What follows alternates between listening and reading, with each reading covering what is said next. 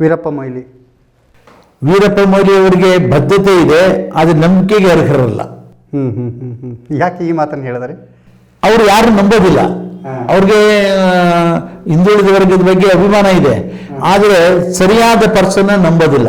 ಅದಕ್ಕೆ ಉದಾಹರಣೆ ನಾನೇ ಹೇಳ್ತೀನಿ, ನೀವು ಕೇಳಿಬಿಡ್ತೀನಿ.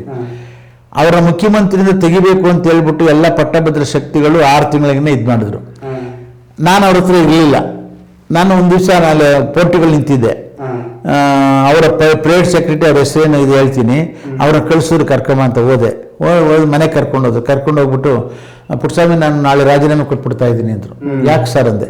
ಏನಪ್ಪ ನನಗೆ ಯಾರು ಸಪೋರ್ಟ್ ಮಾಡೋರಿಲ್ಲ, ನನ್ನ ಮೇಲೆ ಎಲ್ಲ ಬೀಳ್ತಾ ಇದ್ದಾರೆ, ನನಗೆ ಯಾರು ಸಪೋರ್ಟ್ ಮಾಡೋರಿಲ್ಲ ಅಂದರೆ ಯಡಿಯೂರಪ್ಪ ಇದ್ದಾಗೆ ಕರೆದ್ರು, ನಾನು ಅವರು ಕರೆದ್ರು. ಅವಾಗ ನಾನು ಹೇಳಿದೆ, ನೀವು ಯಾರು ನಂಬೋದಿಲ್ಲ, ನಂಬಿದ್ರೆ ನೀವು ಇದಾಗ್ತಿದ್ದೀರ ಸರ್ ಅಂತ ಅಂದೆ. ಆಗಿಲ್ಲ, ನಾನು ನಂಬ್ತೀನಿ, ನಿನ್ನ ಮೇಲೆ ನಂಬಿಕೆ ಇದೆ, ಏನಾರ ಮಾಡು ಅಂದರು.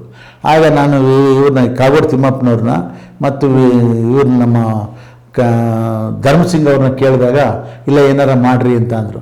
ಆಗ ನಾನು backward class schedule caste federation ಮಾಡಿ 3 ದಿನ ಅವರು ತೆಗಿಬಾರ್ದು, ಹಿಂದುಳಿದ ವರ್ಗ ಅಂದರೆ ಅವರೊಬ್ಬರೇ ಎಲ್ಲ ವೀರಪ್ಪ ಮೊಯ್ಲಿ, ಹಿಂದುಳಿದ ವರ್ಗ, ಅಲ್ಪಸಂಖ್ಯಾತರು ಮತ್ತು ಪರಿಶಿಷ್ಟ ಜಾತಿ ಎಲ್ಲ ಸೇರಿದ್ರೆ ನಾವು 70% ಇದ್ದೀವಿ, ತೆಗೆದ್ರೆ ರಿಬೆಲ್ ಆಗ್ತೀವಿ ನಾನು ಅಂತ ಹೇಳ್ಬಿಟ್ಟು ಧರ್ನಾ ಕೂತು ತೆಗೆಯೋದಿಲ್ಲ ಅಂತ ಹೈಕಮಾಂಡ್ನಲ್ಲಿ ಅವ್ರನ್ನ ಉಳಿಸಿದ ಮೇಲೆ ನನಗೆ ನೀವು ಯಾವ ಚೇರ್ಮನ್ ಬೇಕು ಅಂದರು.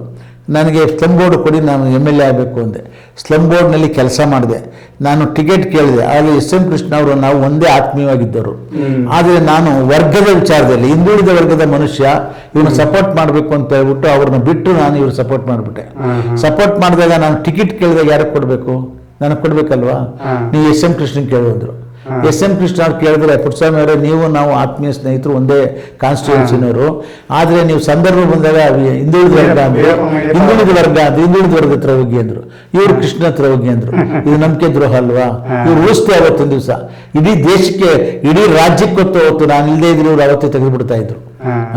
ಈಗ ಈ ರೀತಿ ಅವರು ಒಳ್ಳೆಯವ್ರನ್ನ ನಂಬದೇ ಕೆಡ್ತಾರೆ ಅವರು. ಆಮೇಲೆ ಇನ್ನೊಂದು ಏನು ಮಾಡಿದ್ರು, ಈ ಬ್ಯಾಕ್ವರ್ಡ್ ಕ್ಲಾಸ್ಗೆ ಏನಾದ್ರು ಸರ್ವಿಸ್ ಮಾಡಿದ್ರೆ ವೀರಪ್ಪ ಮೊಯ್ಲಿ ಮಾಡಿದ್ದಾರೆ.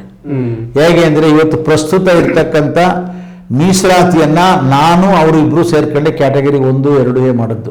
ಇದುವರೆಗೂ ಅದೇ ಇದೆ, 90 ಇದೆ. ಅದರಿಂದ ಎಲ್ಲ ಮುಂದುವರೆದಿರೋದು ಇವತ್ತು ದಿವಸ. ಆಮೇಲೆ ಸ್ಥಳೀಯ ಸಮಸ್ಯೆಗೆ ರಿಸರ್ವೇಷನ್ ಮಾಡಿದ್ದು ನಾನು ಅವರಿಬ್ಬರೇ ಸೇರಿ ಮಾಡಿದ್ದು. ಆದರೆ ಅದು ಪ್ರಚಾರಕ್ಕೆ ಬರಲಿಲ್ಲ. ಕಾರಣ ಏನಂದ್ರೆ, ಅವರು ಒಂದು ಸಣ್ಣ ಕಮ್ಯುನಿಟಿ, ನಾನು ಒಂದು ಸಣ್ಣ ಕಮ್ಯುನಿಟಿ. ಆಮೇಲೆ ಇಬ್ಬರ ಹತ್ರನೂ ದುಡ್ಡಿಲ್ಲ, ದುಡ್ಡು ಹಾಕಿ ಮೆರವಣಿಗೆ ಮಾಡ್ಕೊಳ್ಳೋಕೆ ಆಗಲ್ಲ ನಮ್ಮ ಕೈಲಿ. ಇದನ್ನ ನಾನು 2012ರಲ್ಲಿ ಸಿದ್ದರಾಮಯ್ಯನವ್ರ ಎದುರಿಗೆಲೇನೆ ಸದನದಲ್ಲಿ ಪ್ರತಿಪಾದನೆ ಮಾಡಿದ್ದೀನಿ, ರಿಜಿಸ್ಟರ್ ಆಗಿದೆ ಅದು. ಹಿಂದುಳಿದ ವರ್ಗದವರು ಅಂದರೆ ನೀವೊಬ್ಬರೇ ಅಲ್ಲ, ನಾವು ಇದ್ದೀವಿ, ಆದ್ರೆ ನಮ್ಮ ಪ್ರಚಾರ ಸಿಕ್ಕಿಲ್ಲ ಅಂತ ಹೇಳೋ ಮಾತನ್ನ ಸಿದ್ದರಾಮಯ್ಯನವರಿಗೆ ಎದುರಿಗೆನೇ ವಿಧಾನ ಪರಿಷತ್ತಿನಲ್ಲಿ ಹೇಳಿದ್ದೀನಿ ನಾನು.